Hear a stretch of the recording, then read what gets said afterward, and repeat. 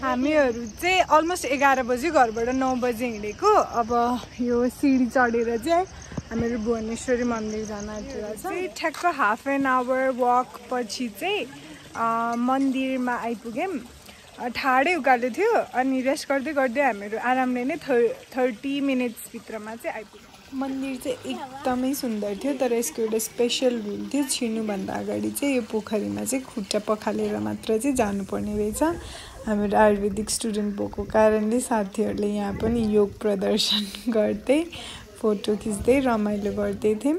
भुवनेश्वरी मन्दिर 3 पिप्लेमा छ। 3 पिप्लेदेखि 5 मानेसम्म हामीहरू हिँड्दै आउँछौँ अनि यहाँबाट चाहिँ ट्रेक बिगिन हुन्छ हाम्रो तारकेश्वर महादेव जाने। साथीहरू चाहिँ मोही किन्नमा बिजी हुनुहुन्छ, आफूलाई एकदम प्रिपेयर गर्न हाइड्रेट रहनको लागि ट्रेकभरि। तर माथि चाहिँ म हजुरहरूलाई एउटा टिप भन्छु। स्टार्ट हुन्छ यहाँबाट 5 मानेबाट तारकेश्वर महादेव जाने ट्रेक जम्मा 1.2 किलोमिटर्सको मात्र छ, तर उकालो भएको कारणले हामीलाई त्यो लामो लाग्न सक्छ। कुनै कुनै ठाउँसम्म छ, कुनै कुनै ठाउँ उकालो छ। अब तारकेश्वर भ्यू पोइन्टमा चाहिँ हामी रेस्ट गर्न आँटिरहेछौँ। भ्यू पोइन्टबाट चाहिँ यस्तो भ्यू देखिन्छ।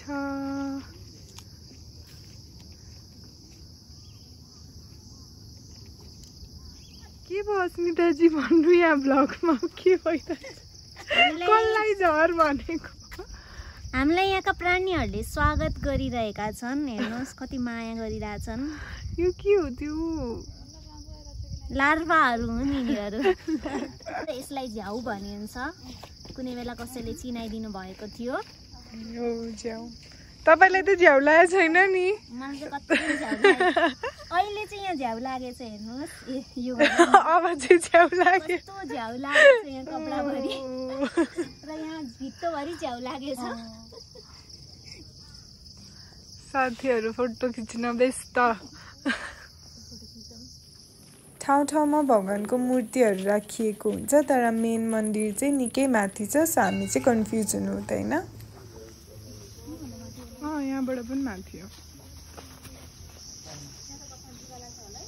चाहिँ अब अलमोस्ट पुग्न आँटिसक्यौँ। पुग्नुभन्दा लिटल बिट अगाडि चाहिँ तारकेश्वर महादेव लेखेको ठाउँ छ अनि कुण्ड छ पछाडि, अनि त्यहाँभन्दा उतापट्टि चाहिँ सानो सानो शिवलिङ्गहरू चाहिँ बनाइएको छ। यहाँ धेरै ठाउँमा पानी थियो है। यहाँ आउँदा चाहिँ पानी नल्याए पनि हुने रहेछ क्या, बेकार भारी बोकेर मोहीहरू पनि पाउने अनि पानीको भारी चाहिँ बोक्नु पर्दैन। अब हामी पुगिसक्यौँ अलमोस्ट। आफै पानी रसाइरहेछ माथिबाट। पानी चाहिँ परेको छैन तर रसाइरहेछ।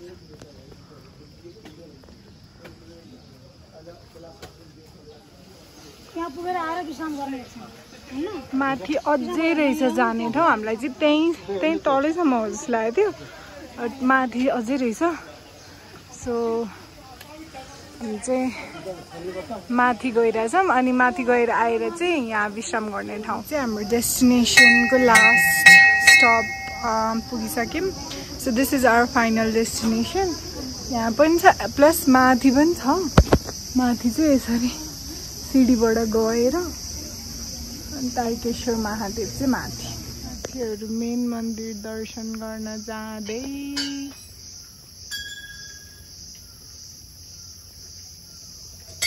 यहीँबाट दर्शन गर्नु पर्यो। किन होला हजुरहरू गेस गर्नु होला र यो भन्दै अब हामीहरू रिटर्न गर्छौँ होला अनि कति बेला घर पुगिन्छ भन्छु।